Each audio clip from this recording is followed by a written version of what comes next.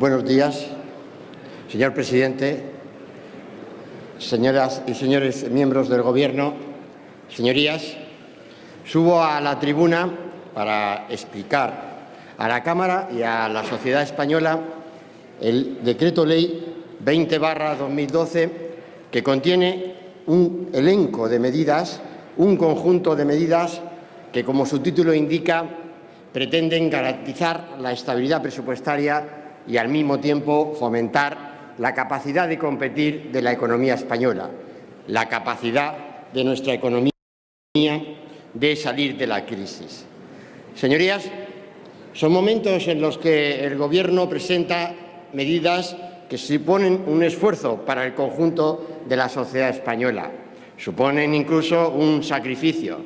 Son momentos en los que los gobiernos debemos aunar la humildad en la presentación de este tipo de planteamientos de medidas ante la Cámara, ante la sociedad española, con la firmeza de nuestras decisiones, con el compromiso que se derivan de esas decisiones. Son momentos en los que los gobiernos debemos explicarnos ante la representación de la soberanía popular presente en los grupos políticos de esta Cámara, explicarnos ante la sociedad española qué estamos haciendo, qué estamos desarrollando a través de nuestras decisiones, qué proyecto de sociedad tenemos delante, qué pretendemos hacer con España dentro de Europa. Ese es el sentido de las medidas que presentamos aquí. Son medidas vistas, con razón, como medidas de ajustes, de menor gasto. Y eso se entiende, sin duda alguna, con razón. El menor gasto, el ajuste, se entiende como un esfuerzo y como un sacrificio. Pero yo quiero también decir, desde el primer minuto de esta presentación, que lo que hoy traemos aquí hay que hacerlo, señorías. Nos conviene hacerlo como país. Nos conviene renunciar, porque hay que renunciar si queremos conseguir elementos, factores, éxitos en la vida de los países, de las sociedades. Hay que renunciar a lo que no es financiable, a lo que no es posible. Y hay que explicarlo con claridad, sin subterfugios, a los ciudadanos. Hay que explicarlo diciéndoles que lo que no se puede pagar es sencillamente ineludible quitarlo, porque lo que hace es lastrar las posibilidades de que aumente el bienestar de nuestros ciudadanos. Eso es lo que tenemos que saber explicar. Que lo que estamos haciendo, por supuesto, que no responde al albur de decisiones caprichosas o decisiones improvisadas. Estamos reestructurando la economía, estamos reestructurando el sector público, porque aquello de lo que podemos prescindir debemos hacerlo y no pensar al revés. Todo cabe en esa oferta de servicios públicos. Todo es positivo si se engrandece el gasto público. No es así, señorías. No todo cabe ahí, en ese gran título que son los servicios públicos. Los servicios públicos son elementos básicos del bienestar de los ciudadanos, pero esos servicios públicos dependen del nivel de renta de nuestro país, dependen del nivel de ocupación de nuestro país, depende del número de personas que están trabajando y que pagan sus impuestos, depende del número de empresas que están abiertas, desarrollan sus negocios y pagan sus impuestos. De eso depende. Y financiar servicios públicos con más déficit y con más deuda es llevar al fracaso de esos servicios públicos y llevar al desencanto y al engaño de buena parte de la sociedad, señorías. Y, por tanto, es el momento de decir las cosas claras. Hay que reducir gastos públicos, servicios públicos, porque nos conviene para crecer. Porque sin hacer eso no vamos a crecer y vamos a crear empleo. Porque en España se ha gastado demasiado en relación con la capacidad de recaudar impuestos, de financiar esos servicios públicos. Y cuando vimos que está ahí detrás de esa oferta de servicios públicos, como tenemos en España una gran función pública, la función pública está llamada a gestionar esos servicios públicos. No es un seguro de vida laboral, es un compromiso con el trabajo del día a día por mejorar ese servicio público, en la docencia, en la sanidad, en la seguridad, en la justicia, en cualquier elemento básico del funcionamiento del Estado, en la aplicación de la ley de dependencia, en el cobro de las pensiones, señorías. Eso es lo que tenemos que decir a la ciudadanía.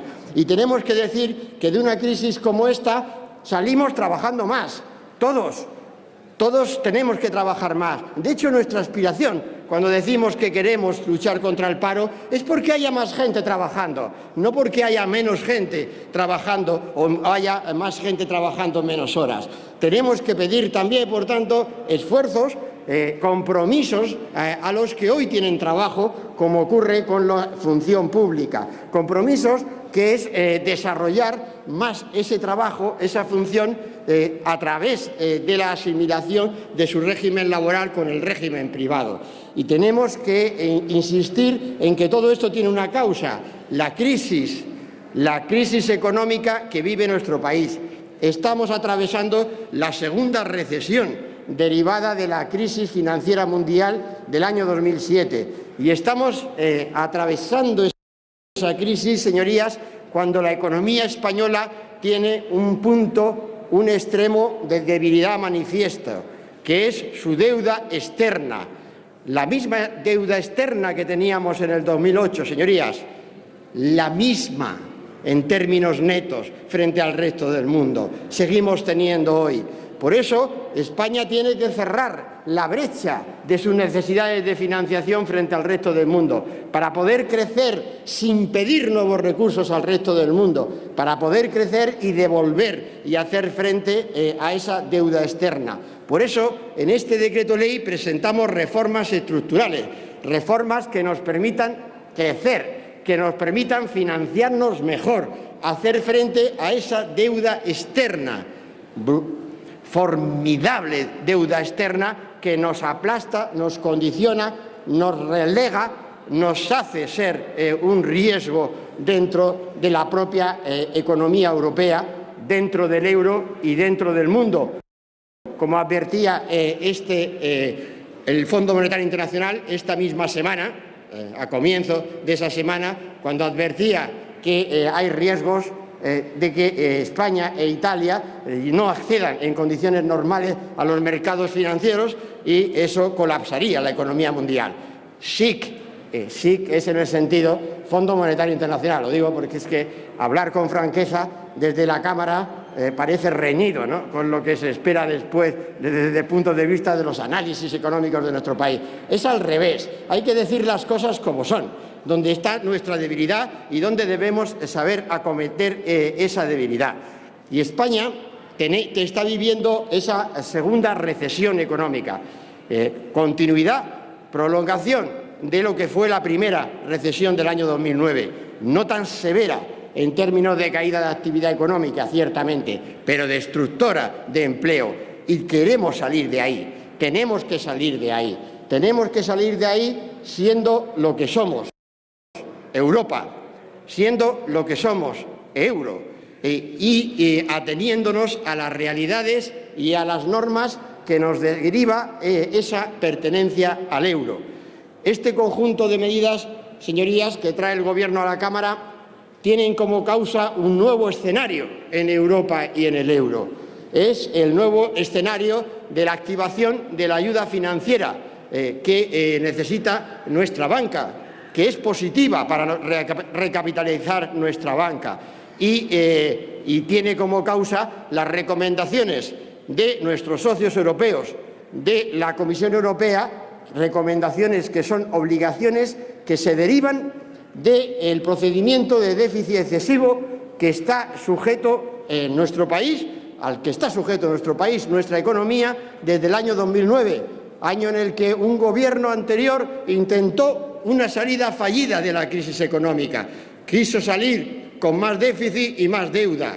Y ahí estamos, señorías, perjudicando al euro por el incremento de nuestra deuda soberana, inmersos en la crisis de deuda soberana del euro.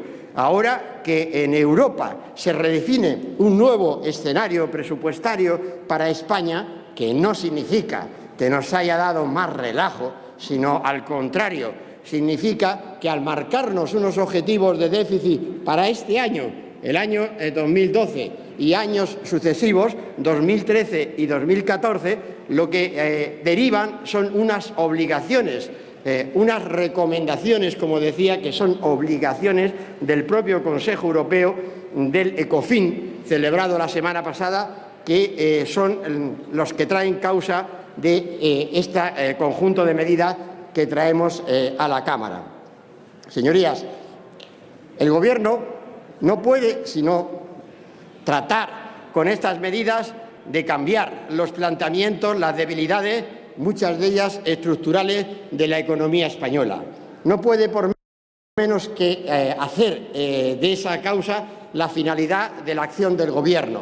Y es desde esa finalidad desde la que estamos solicitando al conjunto de la Cámara, pero especialmente al conjunto de la sociedad española, que atienda este planteamiento, esta llamada, porque para luchar contra esta crisis, para cambiar esa herencia que hemos recibido, no ya como Gobierno, sino como sociedad, la herencia de una economía en recesión, la herencia de una economía condenada al crecimiento de la deuda pública y del paro, la herencia de unos servicios públicos que no se pueden financiar, la herencia de unas comunidades autónomas que no contaban con arquitectura institucional para que con su compromiso consigamos entre todos demostrar que el Estado de las Autonomías español no tiene nada de despilfarrador y puede en sus diferentes ámbitos, en sus diferentes escalones, comprometerse con la consecución y con la corrección de los objetivos de déficit público.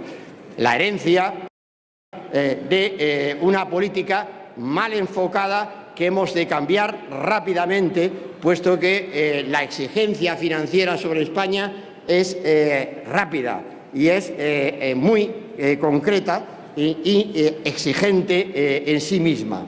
Necesitamos financiar el crecimiento económico, necesitamos financiar la recuperación.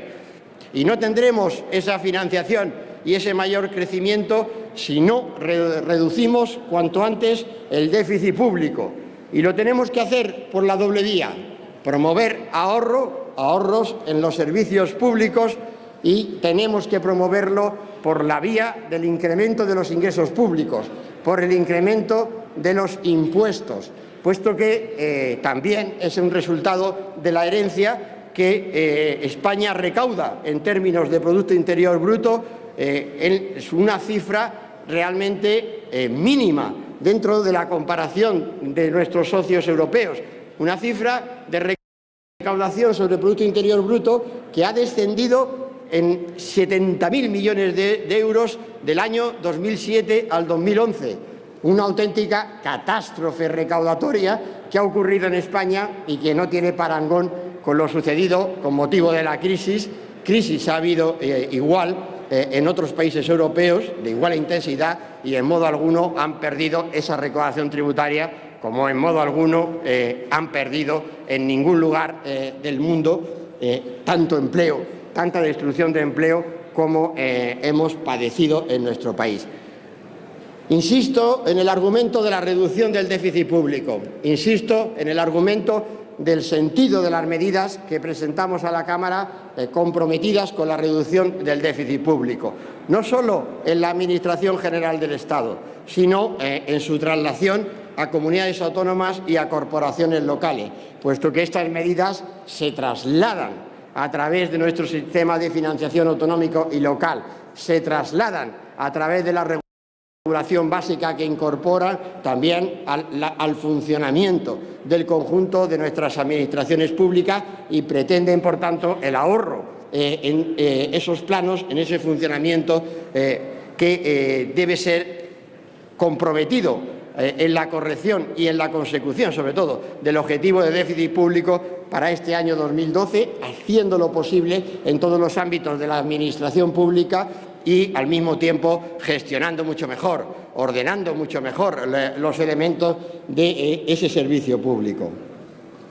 Por eso el decreto ley entra en los ámbitos de la función pública, entra en los ámbitos de la función pública inspirando este principio, aplicar en lo que significa la regulación del funcionamiento de la vida pública, de lo que es el trabajo del funcionario, asimilarlo al régimen laboral que tiene en la empresa privada. Este es el principio que inspira ese conjunto de medidas. Conjunto de medidas, señorías, relativas también a que dentro de esa función pública, es así, y quiero dejarlo bien explícito, lo que hace el Gobierno es pedirle a la función pública, al funcionario, que trabaje más tiempo. Eso es lo que hace con este conjunto de medidas, que trabaje más tiempo. Y eso es positivo y debemos rechazar el argumento de que por trabajar más tiempo el servicio público se deteriora. Esto es un argumento que escucho con demasiada rapidez y que me parece realmente tan impropio. ¿Cómo puede decir alguien que está ocupando una cátedra de universidad, alguien que está ocupando un puesto de asistencia sanitaria en un hospital, alguien que está ocupando un puesto en la recaudación tributaria de España, alguien que está ocupando un puesto en nada menos que al servicio de la seguridad, que por trabajar más se deteriora el servicio público? Es realmente un argumento que no podemos aceptar, señoría. Puede y debe decir con razón que se le está pidiendo un esfuerzo adicional en esta crisis. Eso es lo que estamos haciendo, señorías. Eso es exactamente lo que estamos haciendo. Y eso es lo que yo invito a los grupos de la Cámara a que realmente resalten el valor del esfuerzo para salir de esta crisis, de todos, y también de la propia función pública. Cuando pase esta crisis ya hablaremos de otras cosas, pero este es el momento de tomar decisiones de esta naturaleza, de esta entidad, y hacer asimilables los regímenes laborales entre unos y otros, porque eso es lo que nos hará salir de la crisis cuanto antes. Y en términos de retribución, señorías, en términos de retribución, no hay una bajada de las retribuciones equivalentes a como se hizo en el pasado, señoría. No baja la masa salarial. Hay un retraimiento de la paga de diciembre que queda postergada a lo que sería la asimilación, la inclusión en el fondo de pensiones que tienen las administraciones públicas, y las que no tengan, lo que deben hacer es arbitrarlo, instrumentarlo, a partir del 2015, de acuerdo con las necesidades presupuestarias. Por tanto, que no se confunda a nadie con este lenguaje que tanto gustan a algunos, de que realmente lo que hay es una minoración en su retribución. Señorías, no la hay. No la hay porque cuando bajas el salario, un 5% de media, sí la hay. A partir de ahí, el salario se establece al año siguiente en función del nivel rebajado. Ahora no es el caso, señoría, no es el caso. Estamos hablando, por tanto, de la congelación de esa paga de diciembre y su devolución en un tiempo nada lejano, como es ese horizonte del 2015, eso sí, en función de las necesidades presupuestarias, de equilibrio presupuestario. Y a partir de ello, estamos también introduciendo cambios en nuestra fiscalidad.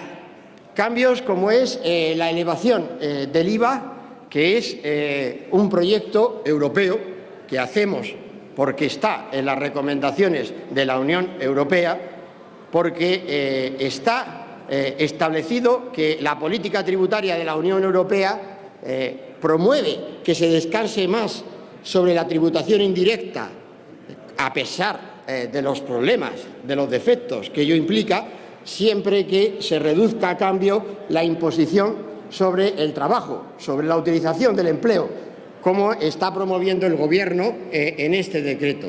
Subimos el IVA y bajaremos cotizaciones sociales un punto en el año 2013 y otro punto en el 2014. Y ello promoverá una evolución económica de nuestro país positiva en materia de estímulo a la creación de empleo, señorías. Estímulo a la creación de empleo que no se deriva de la subida directa del IVA, en modo alguno. Estoy defendiendo eso. Estoy defendiendo que la compensación de 2 puntos de bajada de la cotización a la seguridad social en términos netos dará lugar a creación de empleo, señorías, compensando perfectamente los efectos negativos que tiene esa subida del IVA en el momento actual. Que por lo demás insisto en la idea, es una recomendación expresa del informe, derivada del informe del Fondo Monetario Internacional, que mereció también amplios titulares, como ustedes conocen, que se hiciera ya, junto a la obligación que establece la Comisión Europea de que procedamos a ello cuanto antes. Y esta es la razón por la que el Gobierno, en las condiciones que están contenidas y que, para no ser demasiado prolija en mi explicación, pues voy a aliviar a sus señorías, lo que hacemos es promover ese cambio tributario. Pero también promovemos otros cambios tributarios muy importantes en otros ámbitos de la imposición, como es la imposición sobre sociedades en nuestro país, señoría. Si he hablado de un fracaso recaudatorio en España, no podemos centrarlo solo en el impuesto sobre el valor añadido. También está en el ámbito de la imposición sobre sociedades, donde el Gobierno ya ha tomado decisiones importantes, como fueron las contenidas en el Decreto Ley del mes de abril, y que ahora completamos con cambios también en el impuesto sobre sociedades para asegurar esa recaudación, esa aportación de las empresas, especialmente de las empresas mayores en nuestro país, a la consecución del objetivo de déficit público de este año, a la vista de lo que ha ocurrido o cómo han transcurrido estos primeros meses. Cambios tributarios también que se verán completados con iniciativas, como traeremos pronto a la Cámara, iniciativas en materia tributaria que plantearemos en modo de ley, no de decreto ley. Traeremos también iniciativas tributarias donde también suprimiremos la deducción en el impuesto sobre la renta de las personas físicas a la adquisición de vivienda, siguiendo las recomendaciones de la Unión Europea a ese respecto, señorías. Y cambios que se irán completando a lo largo del año, como les decía, y también se materializarán, como no puede ser de otra manera, en el proyecto de presupuestos generales del Estado para el año 2013, que entrará también en fechas. Recuperaremos la normalidad cronológica después del año que estamos atravesando, año que ya sabemos todos que estamos viviendo de manera excepcional, habida cuenta la celebración de elecciones generales en las fechas en las que se hicieron a finales de noviembre del año pasado. A partir de ello, también hay cambios en materia de seguridad social y empleo, cambios que van también a racionalizar ese sistema, a garantizar esos servicios públicos, desde lo que significa la bonificación eficaz de la contratación, un elemento importante, hasta la funcionalidad de un fondo como es el FOGASA, o la aplicación y racionalización de una prestación tan básica como es la prestación por desempleo en nuestro país, señorías. Este es el ánimo y el espíritu de la norma que traemos a la Cámara: hacer posible, hacer viable ese sistema de prestaciones sociales, como también lo es en términos de dependencia, los cambios en la ley de dependencia que se incorporan, asegurando a los dependientes que realmente necesitan hacerlo, pero también modificando normas, financiaciones que hoy tenemos que suprimir en mor de conservar lo importante dentro del planteamiento que hacía al comienzo de mi exposición, de que tenemos que decirle a los españoles la verdad de lo que nos interesa preservar y cambiar aquello que no es financiable. Esta es la ecuación con la que nos tenemos que mover en nuestro país y no al revés, no al revés. No decir que cualquier financiación, como es la financiación de la deuda pública, hace sostenible a un servicio público. Eso es trampear al ciudadano.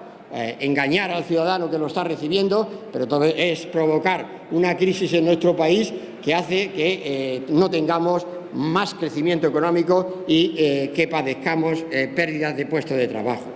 Por tanto, la racionalización de esos servicios es también absolutamente básico y fundamental. Por supuesto, con su traslación en esa racionalización al ejercicio, al desarrollo que hacen las comunidades autónomas de esa ley de dependencia. Y también el decreto ley incorpora medidas, actuaciones de reformas estructurales, reformas como es la liberalización de horarios comerciales, liberalización de rebajas para favorecer a nuestro comercio exterior, para hacer más ágil los instrumentos de financiación de nuestras exportaciones y también de nuestras inversiones en el exterior y también en materia de infraestructuras, de transporte y de vivienda, introducir cambios donde se racionalicen determinados apoyos financieros que hoy no podemos y no debemos seguir prestando en estas condiciones financieras de penuria relativa del Estado para dar prioridad a aquellos elementos de transformación de las infraestructuras, de las grandes infraestructuras de nuestro país, que junto al sector eléctrico, donde también se incorporan modificaciones sustanciales que se verán completadas con una reforma que el Gobierno traerá a la Cámara sobre ese sector. Señorías, señor presidente, acabo insistiendo en una idea que debe ser fundamental en el planteamiento, no ya solo de las explicaciones del Gobierno, sino también, espero, de las explicaciones de los grupos políticos a los que apelo a su sentido de responsabilidad en un momento crítico como está atravesando nuestro país, como está atravesando España. Estamos actuando por necesidad. La necesidad es la que marca el camino. La necesidad es la que está haciendo que parte de nuestras ideas queden a la orilla del camino. Tenemos que ser realistas en relación, sobre todo en la interpretación del momento que estamos atravesando. Realismo, señorías. Pido a la Cámara, a los grupos políticos, mucho realismo. Pido también, como he comenzado, humildad para entender los problemas de España. Humildad para trasladar a la sociedad española los esfuerzos que tenemos que hacer, que se derivan de la situación económica si queremos dar salida, pronta solución y si queremos ser Europa, si queremos construir, como es el proyecto del Gobierno, más Europa. Si queremos ir a ese camino, tenemos que dejar parte de nuestras ideas en la orilla de ese camino para hacer, como tantas veces en política, de la necesidad virtud. Somos Europa y el destino de Europa es nuestro destino. No podemos entender la crisis de España sin Europa, sin el arropamiento de Europa. Hoy es un día también importante en otros parlamentos europeos en relación con la definición de los mecanismos de estabilidad financiera de Europa.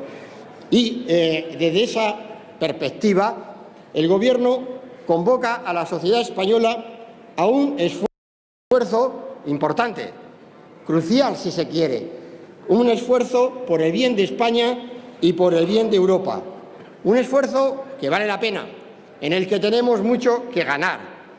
También corremos riesgos, pero los riesgos serían mayores si no hiciéramos estos esfuerzos. Los riesgos serían completos, sería el fracaso de una sociedad ante una crisis financiera como la que tenemos. Por tanto, hagamos aquello de que recordemos, parafraseemos aquella idea de Ortega cuando decía España es el problema, Europa es la solución de la España invertebrada. Hoy no debemos hablar así. Hoy debemos decirlo de otra manera, si quieren, más lisa, más directa y más llana. Los problemas de España se resuelven en Europa porque hoy España es Europa y Europa no va a poder ser entendida nunca sin España. Ese es el sentido de las medidas, por tanto, y esa es también la justificación de las medidas que hoy traemos a la Cámara. Por eso, desde la firmeza, la convicción de que lo que traemos permitirá pronto la solución a esa crisis, pero también desde la humildad de las condiciones sociales de los esfuerzos, del requerimiento al esfuerzo que está contenido en los títulos de esas medidas, es por lo que solicitamos también esa comprensión a los grupos políticos, no solo ya apoyo, sino lo que voy a acabar es pidiéndoles, digamos, que en este debate político no utilicemos términos que nos lleven a ofrecer la imagen internacional de un país dividido en lo fundamental, sino que debe ser lo más coincidente posible en lo que realmente nos reúne en un proyecto que, además de España, se debe llamar y entender como un proyecto fundamentalmente conocido, titulado, auspiciado e inspirado como el gran proyecto de Europa. Muchas gracias.